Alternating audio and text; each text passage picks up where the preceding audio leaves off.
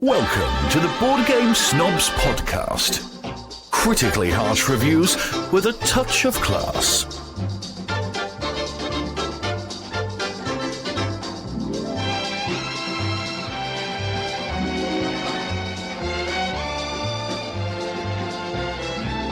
Go. And welcome to the best podcast that you could possibly be listening to at this very moment. This is Jerry. This is the Board Game Snobs podcast. With us, as always, is our host. Hey, this is Gabby. What's going on, everybody? That's a positive tone I come in with. Hey, upbeat, charming. And to counter that, we have a special guest, Dan Hughes. I'm more upbeat than Gabby. I'm more upbeat than Gabby. Gabby, he sounded like he was half asleep then. Okay, you're depressed and upset about doing a podcast with me, Gabby. Being outshined by the internet titan, of course. Oh, yeah. I don't think... it's more like we complement each other. Dan is the yin to our yang, the woo to our tang. Can you say that? In these Yes. days? The Wu-Tang? No. Wu-Tang clan? Yin to the yang? Can you say that? Can you? It's a thing. I don't know. Everything scares me. If not- Everything scares me these days. If not, Dan made me say it. He said it in his show notes. I noticed, I was listening to Ben talk to Mike, and they constantly referred to, in the notes that you sent me, I'm like, what are these notes, and what do you do with them? Ben makes you do when you go on 5 Games to Doomsday, Ben makes you do an entire biography that he can cross-check, and so it's a very rigorous, intensive process. Not when he does the guild with what we like to call the Z-listers. The B-list, but when he does, the A-listers who've been on his main program, then you Never made it to the biography A-list. and everything. No, you won't, and you never will, Gabby. Are you drinking? Yeah. Do you know why graham crackers were invented? For s'mores? I don't know. They were invented. Is it the same as cornflakes? Yeah, cornflakes was to prevent masturbation. Very similar. But- were invented as a method to stop people experiencing sexual desires. That's why how does that Mom work? and Dad used to keep heavy stock in graham crackers. Not for me, but for them. They were crazy kids. I never did understand the cornflake thing, nor this now. Like, how does that prevent? You glue them to your hands. Jerry. That's how it stops you. Then it's just too uncomfortable. It says that Reverend Graham, thus the graham crackers, a Presbyterian minister, became obsessed with healthy living and the idea of sexual desire was sinful and could even cause physical ailments. So he created this healthy cracker because he thought like fat and all that stuff added to your lustful desires. It does for me. We don't have those crackers in the UK, by the way. So that's The pH why fat. we are such good What? lovers. The British good lovers? You're all a bunch of Hugh Grants over there, aren't you? Well, just you wait till I meet you, Jerry, and then I'll show you a thing or two. I will rock your No, you better world, eat some graham Jerry. crackers then. When we finally meet, Jay will come with a big suitcase of graham crackers. I'm stifling my desires. That's it. I'm over the age of 45, Joe. You don't need to worry They got about pills for that now. me. So I hear. Did you know that artists from 17th, 18th century, I guess 19th century even, used to use mummies? One of the Mummies? centuries. They would dip their brush in mummies for their flesh-toned browns. Anybody? Nobody? So, like the juices of mummies? What are you talking about? Says they relied heavily on a popular pigment of the time, mummy brown, a concoction made from ground-up Egyptian mummies. Often used in the flesh tone, no pun intended. That's pretty grim. That's pretty good. So Gabby, being the expert, the international art expert you are, which paintings that I may have heard of? There's one called Interior of a Kitchen, where it has two young women in bonnets sitting by shelves of crockery, and there's various shades of brown, and apparently in those shades of brown is mummy, whatever. That is mummy juice. Pretty gross. Well, I've just typed that in, and all I've got is kitchen show. Type in mummy crockery. See what you get.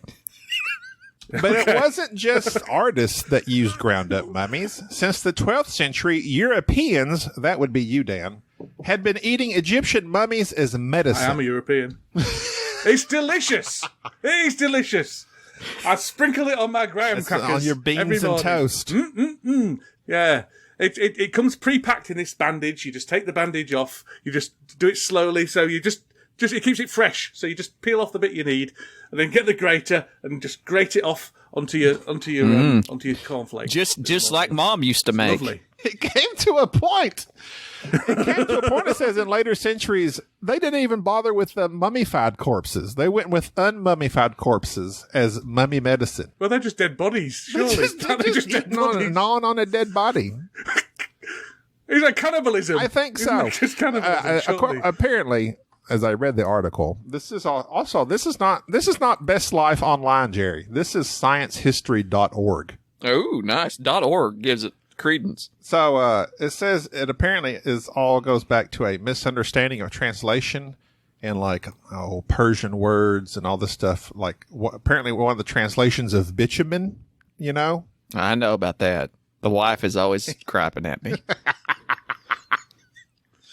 Apparently one of its translations was mumia or mumia, M-U-M-I-A. And somehow something got lost in translation and they went from eating bitumen to actual mummies. Why would you eat bitumen in the first place? Isn't that just like tar? They said in the ancient world, it has been known to carry some medicinal values that are legit. I recommend you look up sciencehistory.org on this article, Dan, and it's quite disturbing. I think you're trying to tempt me into cannibalism again, Gabby. I mean, it's all the rage in 15th century Europe. That's the thing. Me and Mike have this discussion every time one of us has been on your show. It's like, did they try and tempt you into cannibalism again, Mike? Yes, they did. They're constantly trying to get me to eat people. With some fava beans and a good Chianti. Yeah, that's it. The last one I had, Did You Know, again, dealing with your people, Dan. Europeans. Oh, okay. Hope not European. You better not say European because we're not in Europe anymore. It's all Europe. Adrift. Now they're United Kingdomers. We Brexited. You know why pubs had weird names back in the day? No, I don't. That is it. This is genuinely interesting. Unless Oh. Well, you didn't I'm find cannibalism interesting? I knew it'd get back onto cannibalism eventually. It says basically due to the illiteracy. So you could write a name on there and nobody's going to know what it says. You could put saloon or pub, but let's draw, if you had boot and castle, a boot and a castle, they would draw a boot and a castle and that's the name of the pub, Boot and Castle. That makes a lot of sense. So due to the illiterate, they just put pictures on there. So it all came down to how much this person could draw. Can you draw a thirsty traveler? No, but I can draw a boat. I can draw a castle. Why are they Australian? I'm going to play pub cricket. I can draw a box. Do you know, I don't think... yeah, okay, I'm stunned. That's why you have weird pub names over there. That's interesting. That is genuinely interesting. I never thought of it that way, but that's probably right. Have you ever, when you come to the UK, I know Jerry's been to the UK, did you play pub cricket, Jerry, when you came to the UK? I have not. The answer is, well, you should. You should. What is that?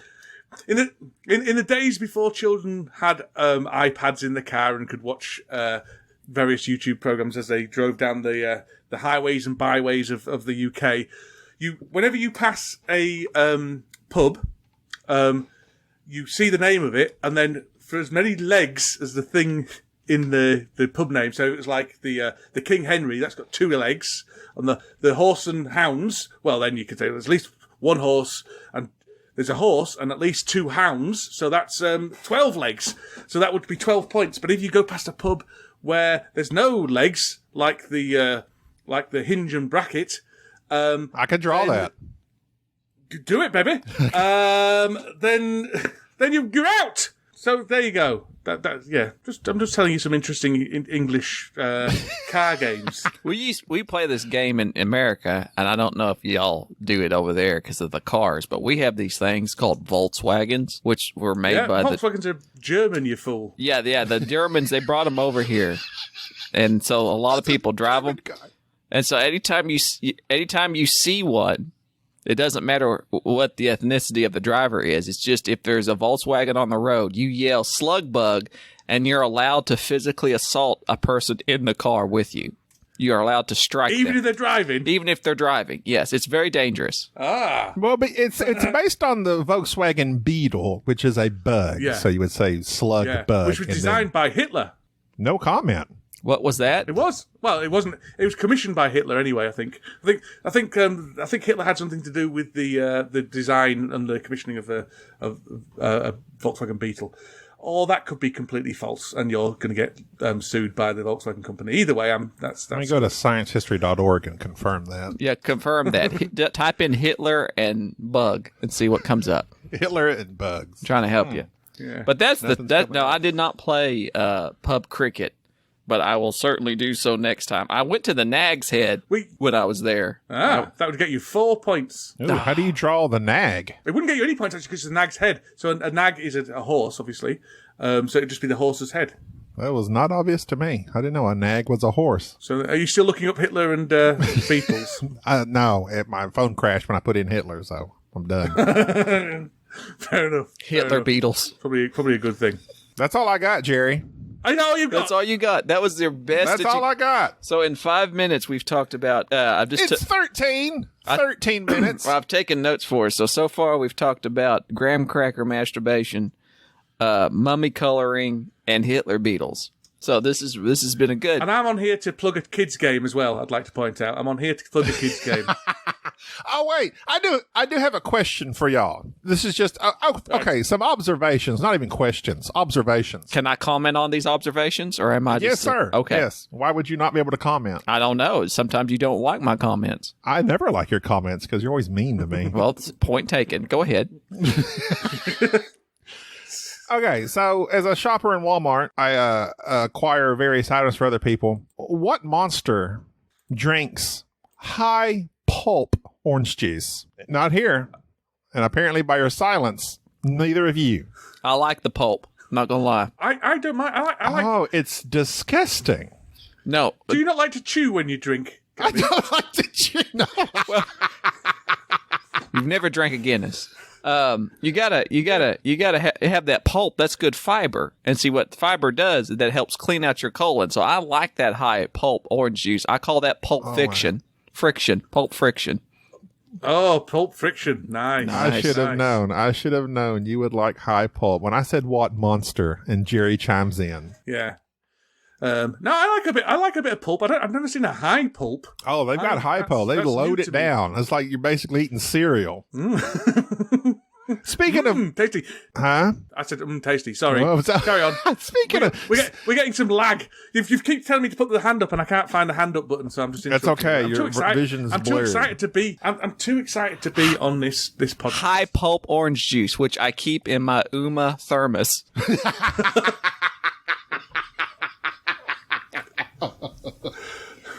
Oh dear. that was a good one. It was. Took him a minute to work it out. And I had a paper and a pencil. I'm drinking. But it's still a good one. I'll edit it in a more close proximity to the actual conversation. Okay, that's a good idea. Speaking of cereal, when you pour your cereal, are you milk first or cereal first? What? Well, who would put milk in first? I agree. People do. Well, that is weird. It's along the same conversation of when you do the laundry in your dishwasher, laundry machine. Do you put your clothes in first or the water first? Well, Yeah, I don't put water in my. We don't put We don't put water in our dishwasher. No, I don't put water in.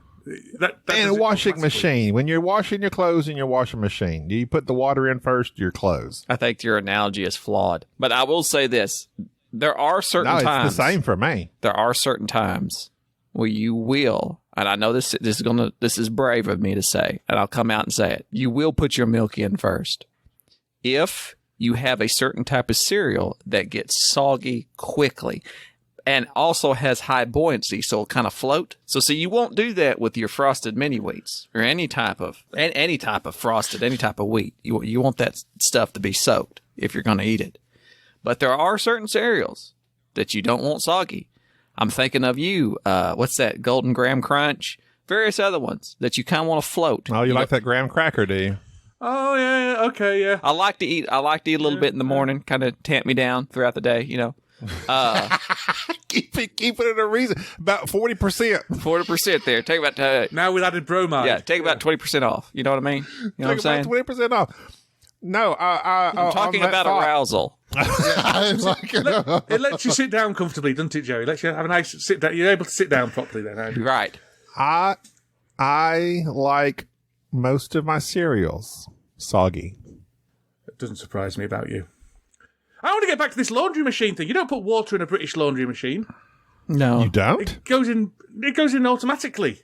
The machine puts it in for you. I know, but I know people that will start the machine and let it fill up the tank with water, then put their clothes in like savages. Oh, well, we don't. That's top loading. We don't have top loading laundry machines in the UK. We have front loading laundry machines. Right. In our kitchens, which always disgusts Americans. Fancy. That's for fancy people here in the States. Yeah. We're not like you where we go down to the river and get 2 stones and start flog them on rocks. Yeah, that's it, yeah. Like you do in Texas. We've got electricity. I didn't eat my graham crackers today. I got to go flog my pants on some rocks. Yeah. I don't know where to go from there. It's kind of a. I don't know. Just go. Dead end. That's the end of the podcast. CoraQuest. Bye. Backing out. Oh yeah. So we're going to talk about CoraQuest because we can. I don't need to talk. Yes, we can do. Yes, because that's the reason you've got up. Your wonderful support and very kind offer of allowing me to shill on your podcast is why Jerry is now drinking at 10 a.m. It's working out. It's working to out. accommodate my time zone. So this CoraQuest game, for which I didn't inspire the game, I just inspired you to make it, which is enough. It's true. I came on the last time I was on the Board Game Snobs podcast, and you asked me, do you ever want to design a board game? And I said, no, Jerry, don't be ridiculous. What a foolish question to ask a man of my standing. Board gaming designing is not for me. And then the next day, I went out and designed a board game that's going to come to Kickstarter tomorrow, 1st of February. So it won't be tomorrow for people who listen to this. It'll be already on Kickstarter, hopefully. I'll put this out as fast as I can. Oh, well, that's fine. That's fine. I designed a board game with my daughter, despite saying I would never design a board game. But it wasn't intended to be a proper board game at the time. It was intended just as a way of passing some time and doing a bit of educational stuff while we were in the midst of lockdown. Something to do creatively together. And then the wonderful Gary King, who's an artist of great talent and skill, he for a joke put up a box cover of CoraQuest as I was talking about it on Facebook a little bit, and then suddenly I got inspired to make this thing a reality. So yeah, this family dungeon crawling board game I've created with my 8-year-old daughter, and also created with a whole raft of playtesters who've made some very incredible suggestions, which actually turned it from a relatively substandard game into a really, really positively good game. It's coming to Kickstarter, guys. Coming to Kickstarter. I'm like, if it funds, I'll be like a proper. You'll have to bow when you see me. Oh, he's above us. He's one of these board game designers, not one of these media people, not one of these media scum. He's actually contributing to the world, not leeching off it. Before we get you on next time, we'll have to talk to your people first, and they'll have to approve. You this. will, yeah. My agent, Mike Delicious Toes, your agent. Yeah, he loves it. You know, he loves you talking about his toes all the time. He can't get enough of it. He says, "Well, the reason we talk about it is to warn people, because it was something that he hid." And then once he stopped eating his cornflakes and his graham crackers, he just went off the rails. And I got tired of his constant petitions for pedal pictures. Boy, that rhymed. Anyways. Yeah. If there's one thing we know how to do, it's run a joke into the ground. Yeah. Well, there's a theory with humour, isn't it? It's like you do it once, it's funny, then you do it again, it's not funny. But if you do it 100 to 200 more times, it becomes funny again. And I think that you're the living embodiment of that. So I repeat until funny. I do. Yeah. That's what. No, never mind. I have a legitimate question about your game and Kickstarter. So, like, all right, you get. Let's just say, all right, who is making this game? The physical copies? Are you like printing off each one in your basement, or? Cora is. Cora and his other children are piecing together this game as we speak. They're chained together in the basement and hand drawing each one like some kind of Benedictine monks. No, they're China. China's doing it. China, hopefully, if it gets funded. I thought Someone in China. I don't know. I thought she stopped wrestling some time ago. That's a very American-centric joke. I'd like to point out.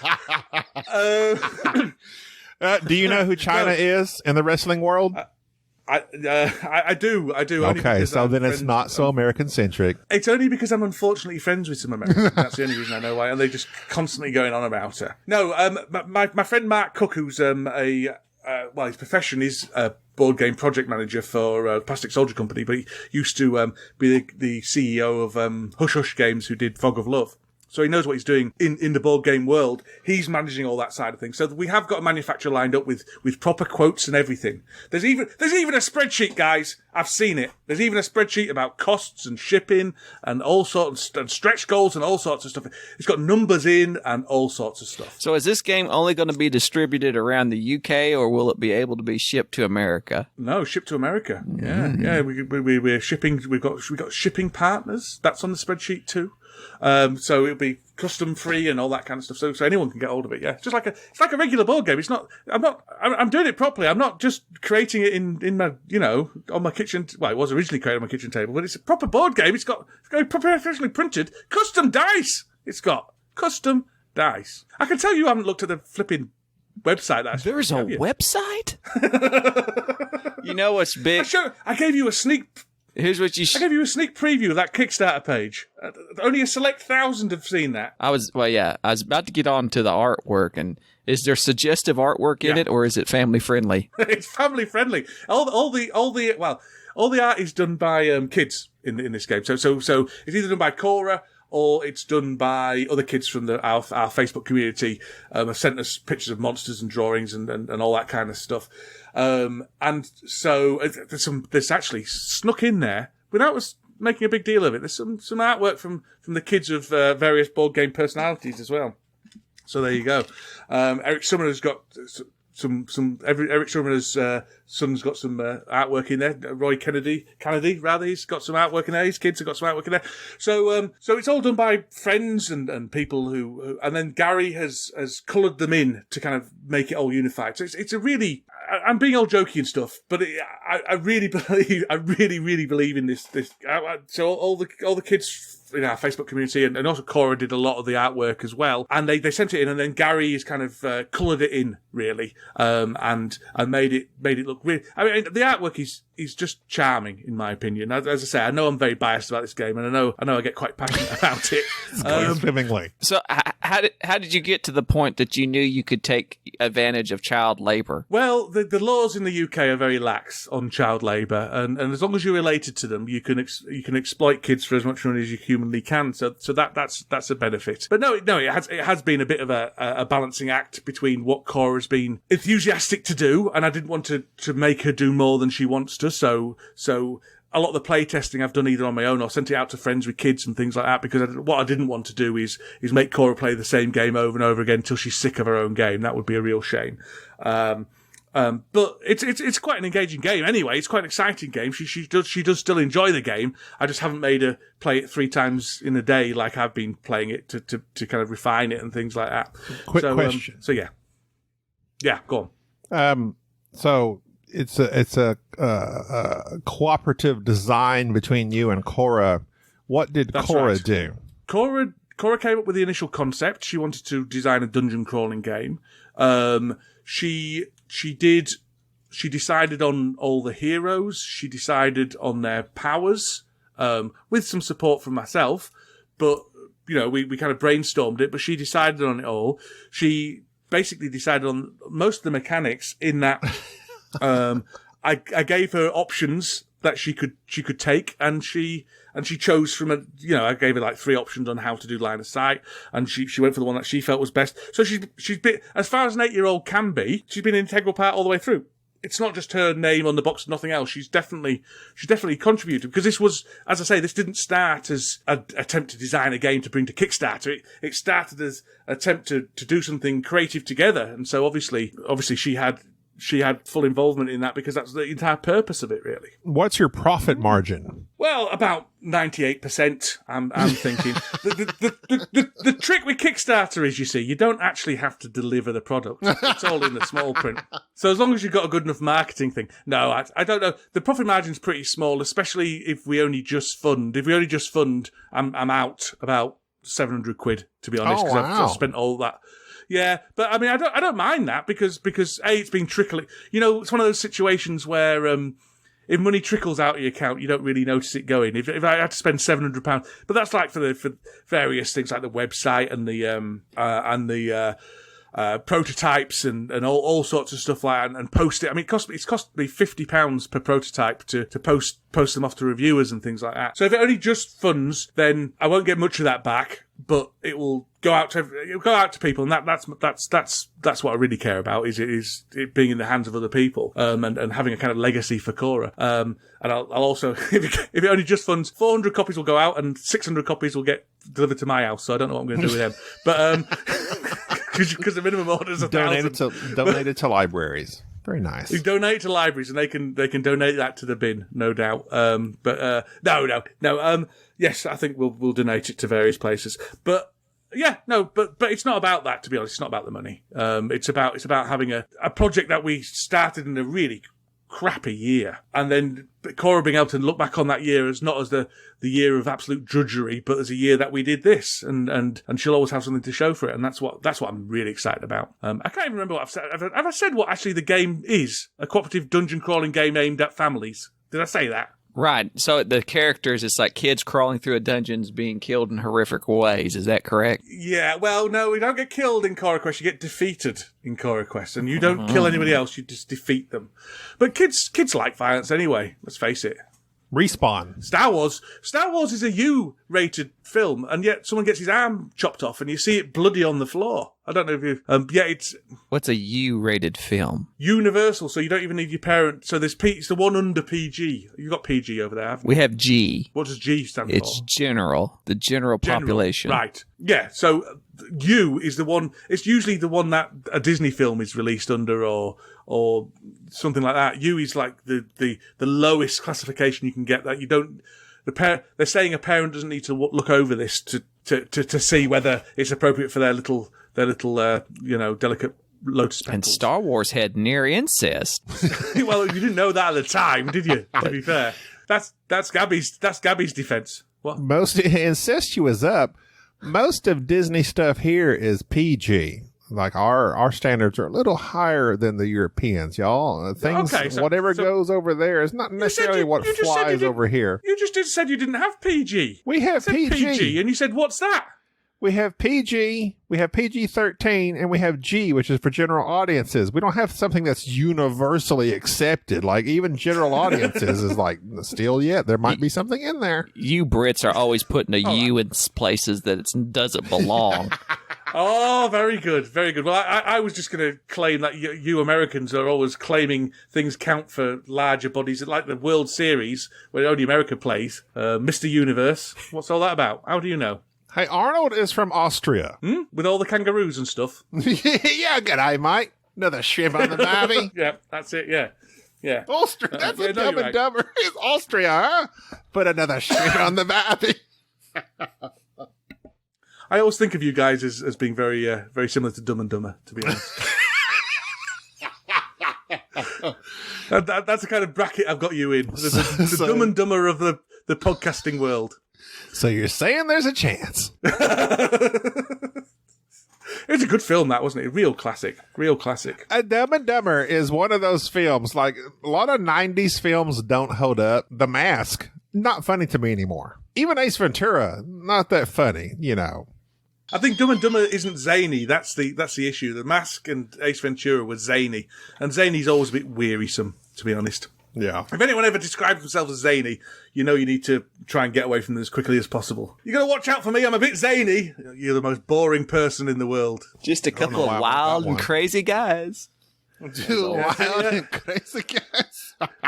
If you declare anything, this is an ongoing thing with me and Jerry. We always say we like to have fun here because I've worked in places, I've been in places where people are like, well, we like to have fun here. Run. It's the exact opposite. They don't like to have fun. Yes, exactly. We're like a big family here. No, you're not, are you? You're going to exploit me. You're going to exploit the workers. Everyone hates you. Yeah. Well, that'd be my family anyway, so that's fine. Back to CoraQuest, because I had more questions regarding the design still process. on CoraQuest? Yes. Okay, because I want to know the struggles that you went through as a designer.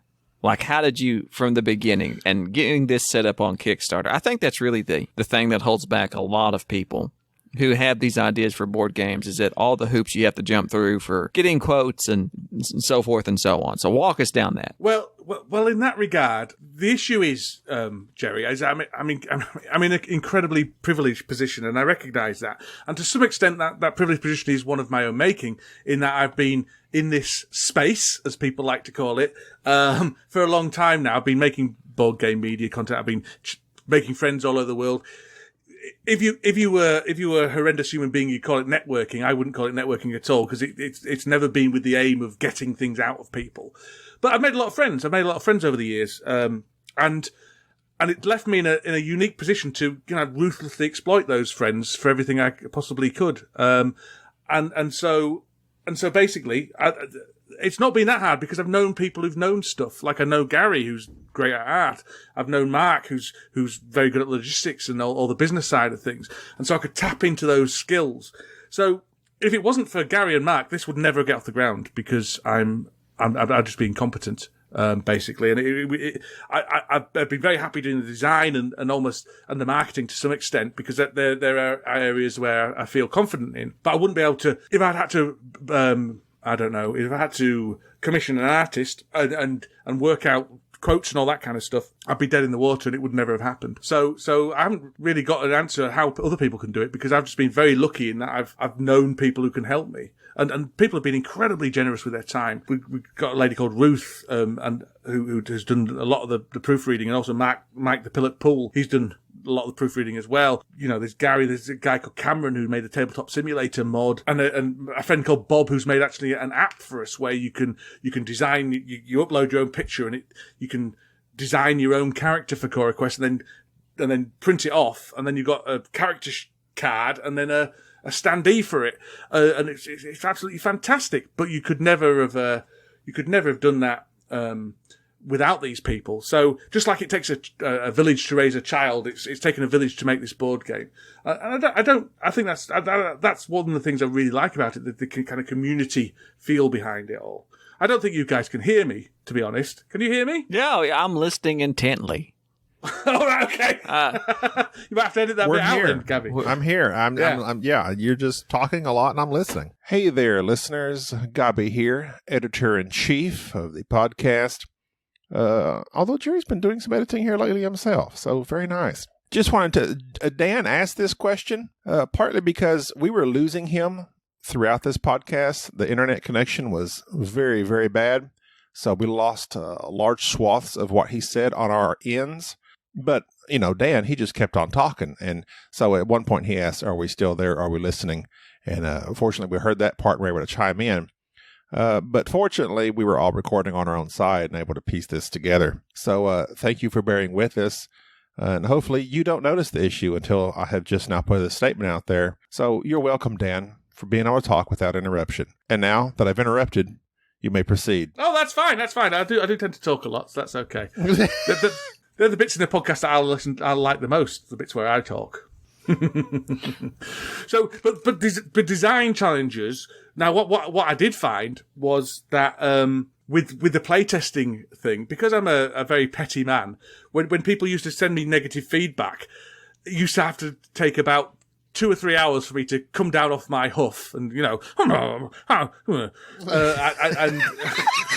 and accept that they may have a point, and then change the game. So that was interesting. I hadn't quite realised how vital to I knew theoretically, but how practically vital to the entire development of the game the playtesters are, because the game is infinitely better than it was before the playtesting process started. Well, can you give us an example of like something you liked in the game, but then somebody said, meh? Yeah, we'll lose all the nudity. Well, one of the things, not particularly liked in the game, but one of the things was that somebody came back to me and said, my daughter's getting quite upset whenever she misses. It's a dungeon crawling game, so you're fighting bad guys and all that kind of stuff. You want to do a dungeon fighting orcs and things. And my daughter's getting quite upset whenever she misses. And my instant reaction was, as any right-thinking person would be, was, well, your daughter needs to get a grip, for goodness sake. You know, it's a dungeon crawler. Get a life. You have to, sometimes life gives you lemons. But then, after I'd kind of come down off my kind of indignation, of this person's daughter's Righteous indignation. How dare they criticize my game? This game is flawless. In all fairness, his daughter was 23, so... I sent you this game for some some critical feedback, and you've given me negative stuff. You're only meant to say how wonderful it is. How dare you? So after I'd mulled that over in my head for a bit, I ended up doing a system where basically you roll a number of dice in order to hit something, and then if you miss, then you flip over your card and you become determined. So you decide, I missed that time, I really must hit this time, and you roll more dice the next time. So it gives a kind of little consolation prize, I suppose, if you miss. And so that eases that disappointment in a child, because this is a game it's a game aimed for parents to play with kids, or adults to play with kids rather than parents.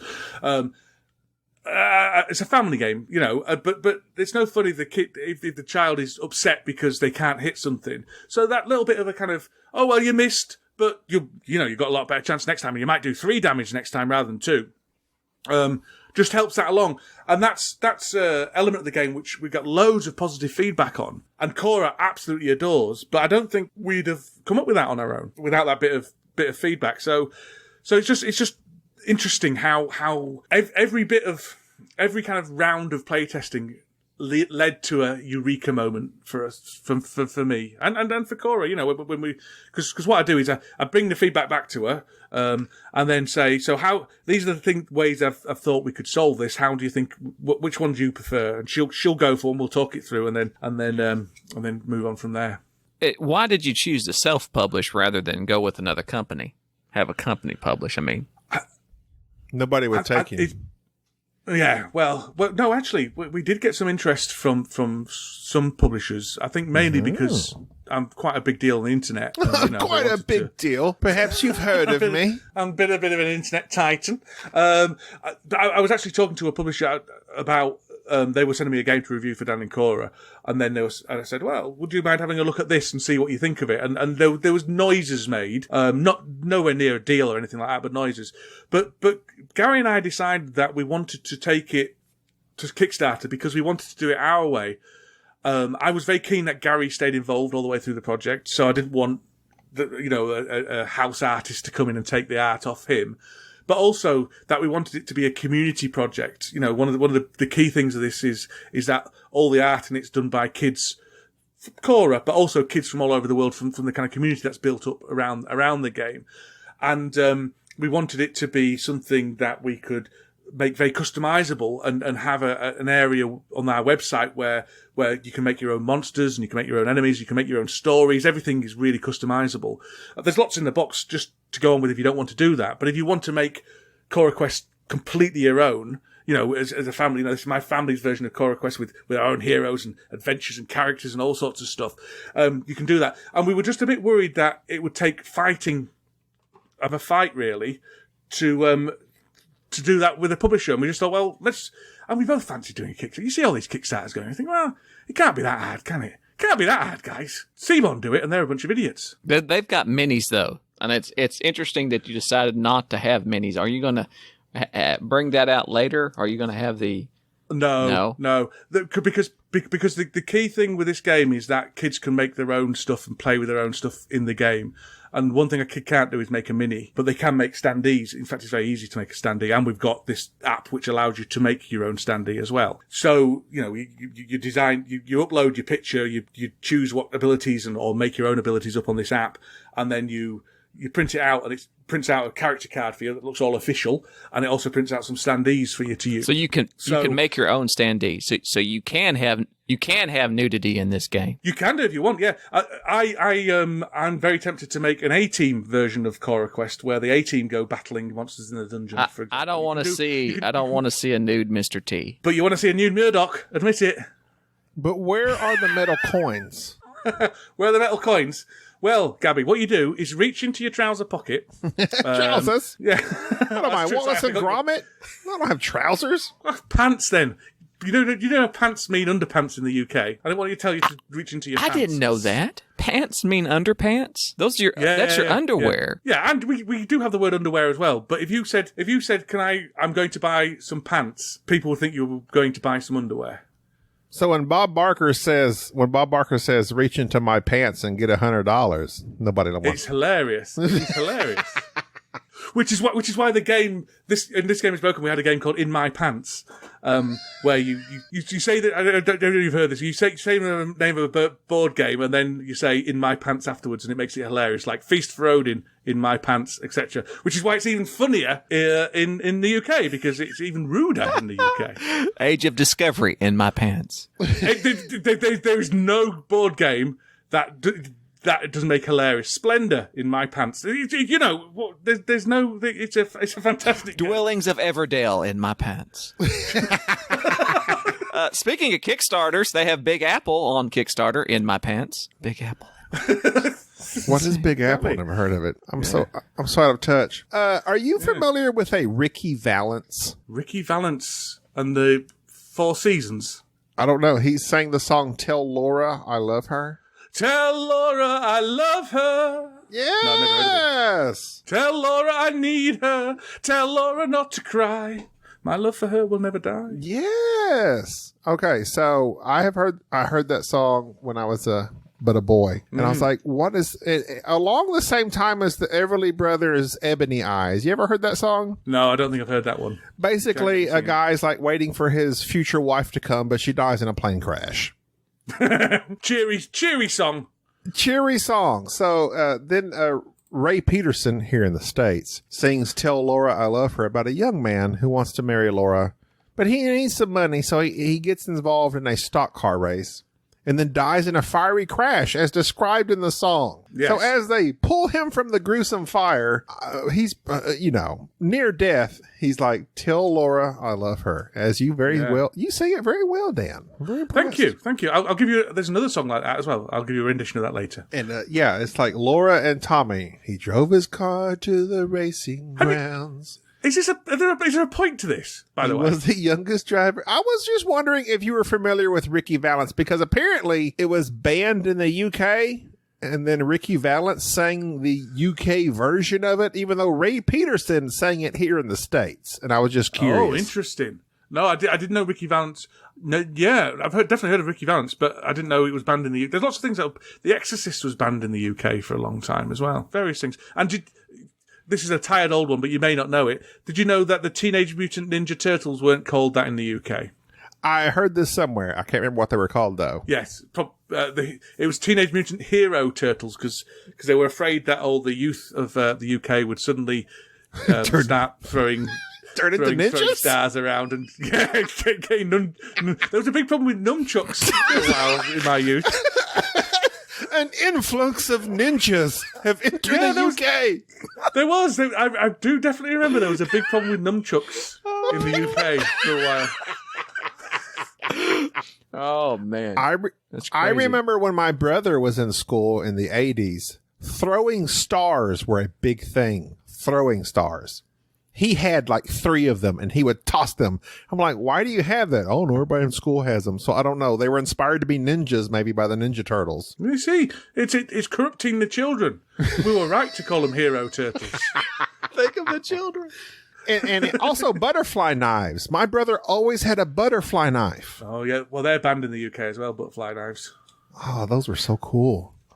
They are pretty cool. Although I always thought you probably I'd end up taking off a finger or something like that. It looks a bit quick for me, butterfly knives. I got pretty handy at it myself at a young age. Oh, yeah. I was looking to join the Jets.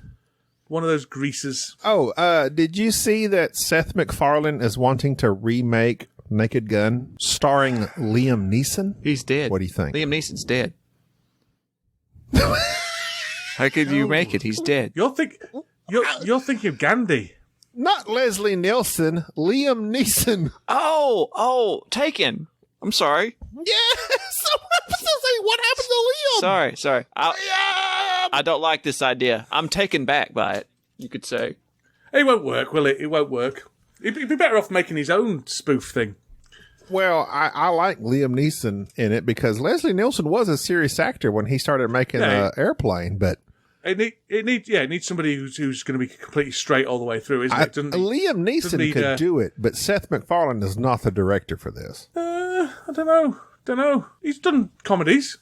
Well, sure. Flashbacks. It's not the Wayne brothers, is it? Are you wanting the Wayne brothers to do it? Because they're awful. No, Taika Waititi. Don't know that person. What did they direct? Taika Waititi? Taika, he did the Jojo Rabbits, but Taika's not who you want on that. I think you do want Thor. I think you do want McFarlane on it. I guess. Oh, he's the rock guy, isn't he? Yeah, I like him. Yeah, no, I think Seth. I don't think anyone needs to do it. To be honest, I don't think it'll work. I I love that style of humor. I think it will work. It just needs the right director. But do you really love that style? I mean, no, you do love that style of humor. Sorry, I wasn't saying you do really. But how dare you question what I feel?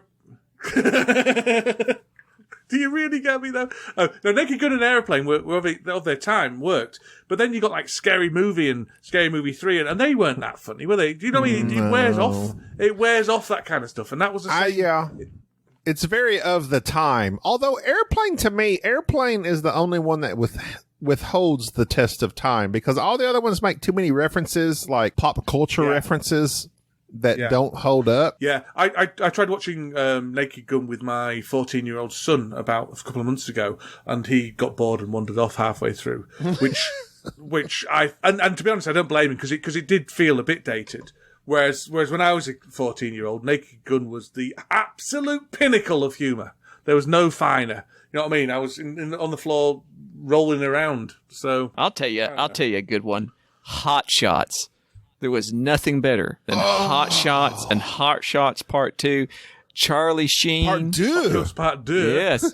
Charlie Sheen. That was amazing. Charlie Sheen getting high on cocaine and making a comedy. Making a spoof. That was great. Having Mr. Bean say, I can't go anywhere. And he's like, why not? They've tied my shoelaces together.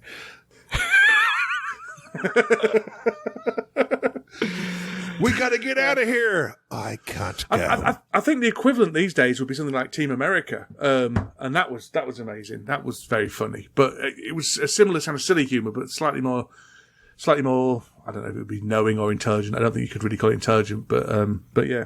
What's the funniest movie you've seen lately? I know comedy is subjective, blah, blah, blah, but I'm trying to think of the funniest thing I've seen recently, and I don't even know. Oh, Thor Ragnarok. That Taika Waititi. I really liked Thor Ragnarok. Yeah. That they don't really make proper just comedies anymore, do they?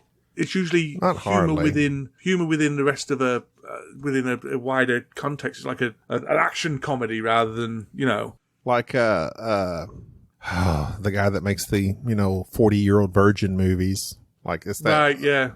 But that's like 25 years old. Yeah, but he's always making movies still. I don't know.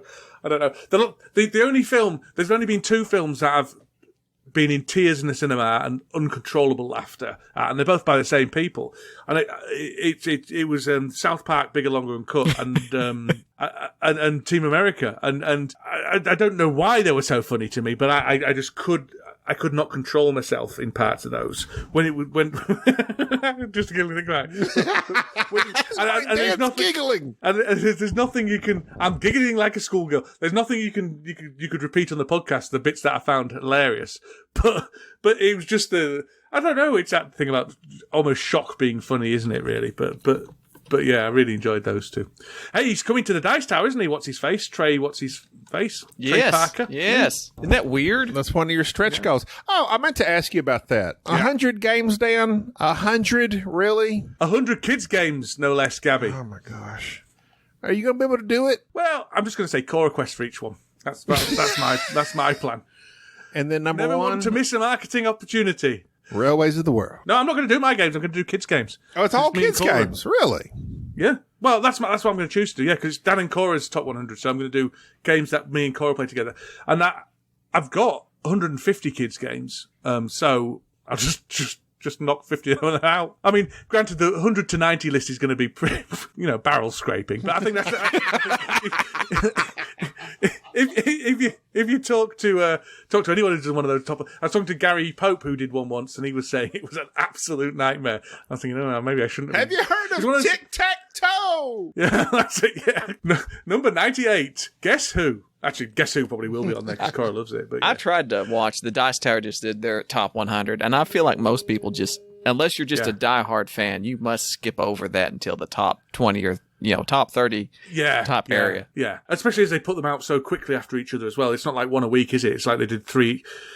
I think Mike will have been soaking his feet in Epsom salt. In Epsom salt. That's it. Yeah, after that, because I think it was a real marathon for all of them, really. Because I think they did the entire 100 in over the course of a week, and really that's 400 games they've all had to have an opinion on. I think I have struggled to have an opinion on 2 games, never mind at 400, where you have to, discuss their merits and stuff. Have you been able to play anything, or have you been focused mostly on getting this whole thing, CoraQuest Kickstarter, done? It's more the lockdowns, to be honest, that stopped me playing anything. I've been playing a lot of kids' games. I've been playing a lot of games with Cora. Occasionally play a game of Wingspan with my son because he likes that. But my wife's not really into games, so we don't play games together. And I got, as we were talking about before the episode started, I got so fed up with Tabletop Simulator that I don't get any enjoyment out of it. I always think I am, and I enjoy spending the first half an hour with my friends. Right. Getting quite excited about talking to them and joking around and stuff like that. And then it kind of degenerates slowly over to kind of, whose turn is it? And then just silence. It's just, unless you're playing a half an hour game, a simple half an hour game where you can laugh and joke and all that kind of stuff, it's just excruciating by the end of it. I agree 100%. We played Dwellings of Eldervale. I played with the Superboard Sunday guys, Brian and Christian and Jim, and I was looking forward to it because that's a hot game, Dwellings of Eldervale, and it was a 5-hour affair from the time I logged on to Tabletop Simulator time it was done, and I'm sure in real life it may be okay. It reminded me a lot of Rise of Tribes, which I hated. I kickstarted and hated, but I don't know.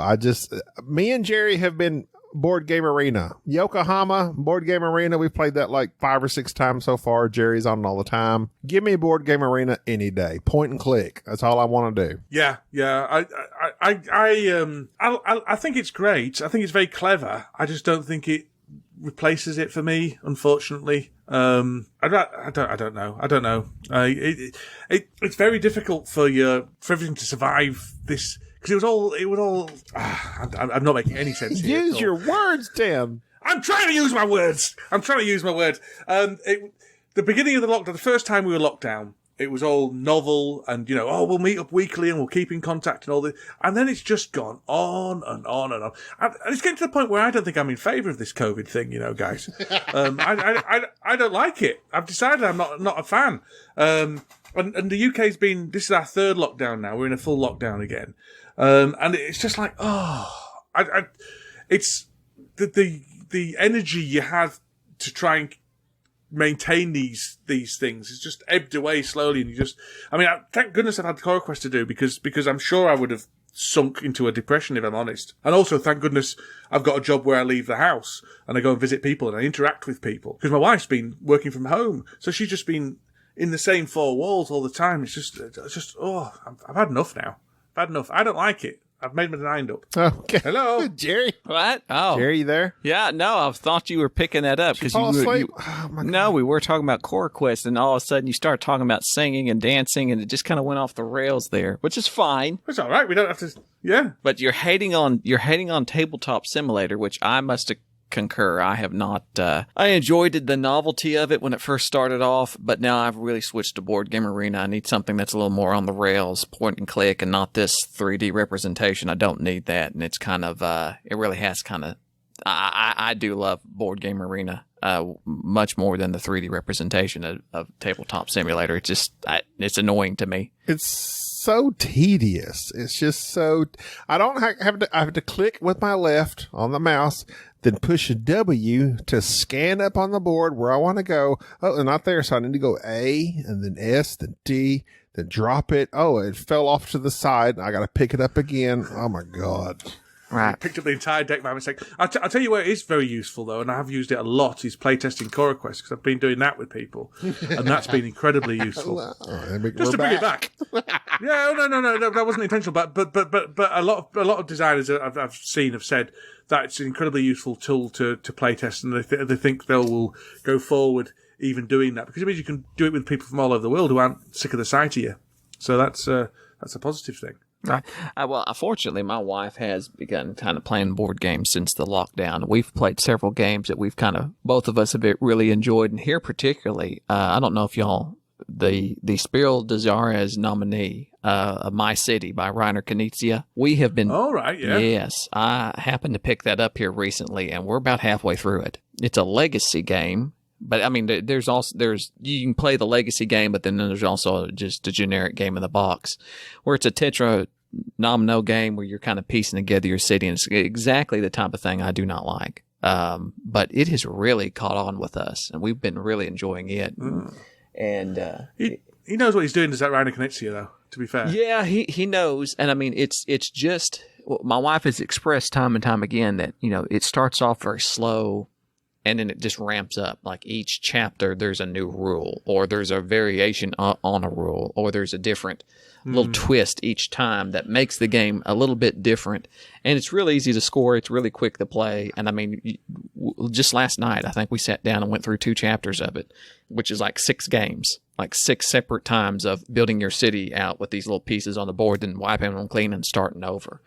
And if you're the type that really likes those types of games, that what's that Indian Summer? That's Tetra Nomino. What is the other game, Gabby, that we really liked? Cottage Garden. Yeah, Cottage Garden. Patchwork. Things of that nature. This game is pretty awesome. So, playing a good game with your wife, I hope you had some graham crackers nearby. Oh, yeah. Does it feel like... Because sometimes with legacy games, I just feel like all I'm doing is opening a new expansion every 3 games. I get a bit frustrated by the amount of rules you have to know by the end of it. And if you leave it for too long, then you're left kind of... That's what happened to me with Pandemic Legacy. I couldn't face finishing it off because I knew I'd have to read 7,000 new... Well, I hate legacy games. Just... Number one, just generally, that's how it feels like to me. You're just having to add a little something onto it each time. But in My City, what I have found...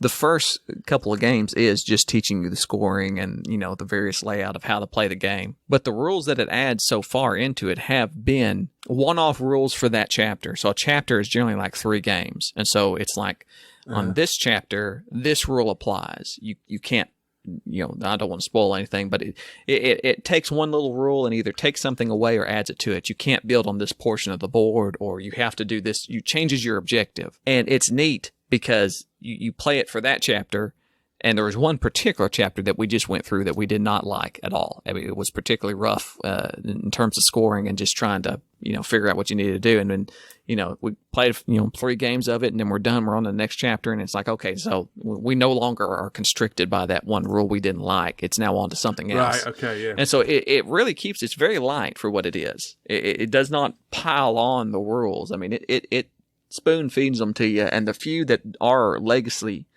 type rules that change the game entirely, or at least it seems like it changes it throughout the rest of the game, those are very easy to remember. They're very easy and intuitive. So far, I've been really liking it, and it's certainly not the type of game that I like playing. Okay, and it obviously plays well with two. I might actually look into that because I wouldn't mind a new game to. I haven't been very excited about games for a while, other than CoraQuest, which is come to Kickstarter tomorrow, so you'll all be out. But other than CoraQuest, I haven't really been February the 1st, yeah. So, and this is going out after February the 1st, so I don't know why I say it's already on Kickstarter. Quick, go get it, buy it quick before it sells out. It's not going to sell out. Deluxe edition, metal coins. Minis. I hate metal coins in games. Just grab a coin. Matthew Jude says it, and he's completely right. Just grab a handful of coins from your pocket. There you go. Metal coins. You're not exactly excited by that, are you? So why are you excited about these? I hate ones? metal. I love using metal coins in games. Yeah. I hate the fact that Gabby goes out and every game he buys, he tries to buy metal coins for it instead of just Hey, we played Yokohama, and you're like, ooh, these metal coins are nice. Yes, because they're the generic metal coins that I said, just buy you a bag full of generic metal coins and leave them out and just use those. Don't buy a set of metal coins for every game you own. That's what I don't understand. I like metal coins. I will, and I don't care. Well, that's fine. I like metal coins, but I do not understand why you have to have a separate set for each game that you own. Dan. Yes. Question for you. This is from emailer Lindsay. Not specifically for you. But I was going to say. Just an email. Don't flatter yourself. How important is winning a game to your board game experience? Now, the egotist in me would say, oh, not important at all. I'm in there for the game and the company, but the reality, in reality, is. I tell you what, I'll enjoy a game a lot more if I win. And yeah, if someone after I come away from a game where I've come dead last, if someone says, "Is that a good game?" I'll say, "Well, it's all right. It's not good. It's not." I'm the same. If I win a game, then I'm certainly a lot more a lot more in favour of it than if I lose a game. But I think that's reasonable. I think in games that you get and that grok with you, as they say, click with you, I think it's perfectly fine that you enjoy games that you seem to kind of get on an intrinsic level. For a long time, yeah, games like Lorenzo Magnifico, I just seem to get that, and I love it. Whereas games like Lisboa, I couldn't get it at all, so I didn't really enjoy it. And I think that's a completely reasonable way to be. I'm the same way, although maybe I've gotten so used to losing. I replied in the email. I was like, it's the cherry on top, for me. Yeah. But if it's a game I enjoy, I do just enjoy playing the game. Winning is a plus. But I've gotten to the point where even when I'm teaching a game to people that don't know the game, they're not gamers, I always lose. And I've just become accustomed to being a loser. So at this point, I'm like, winning, sure, that's great. But I have to choose a game I actually enjoy. Otherwise, winning is just, yeah. Yeah. I wouldn't say I don't like, I don't like any games I lose. Because, I lose more than I win. But but you can still get a game and not win it, can't you? That's the other thing. Yeah. Yeah. Do you know where the term grok comes from? I think it's programming. I think it's from programming. I think you're incorrect. They're people who grok. I could be wrong. I can look it up. I think you're incorrect. I think it's from Robert A. Heinlein in a book, Stranger in a Strange Land. Oh, okay. I apologize. Right. As you well should. The man was a Martian, and he came back to Earth, and he had these special powers, but he grokked the way mankind was operating and stuff. And they used that term in a Robert A. Heinlein book, grok. And I was like, that's where this term come from. And then I looked it up, and apparently that's where it comes from.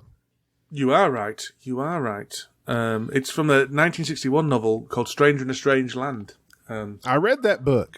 It started off super cool. Yes, I was like, I got to read this book because it's sci-fi. Robert A. Heinlein is this sci-fi guy. And then it got into this deep philosophy about silence and religion and sex. And I was like, I'm out. It went past the X-Men stage of the book into high philosophy. And I was like, oh, it's gone beyond my brain. Yeah, but it pass. It was fine. One of my favourite books growing up was Battlefield Earth by L. Ron Hubbard, so I'm quite lucky I'm not a Scientologist at this point.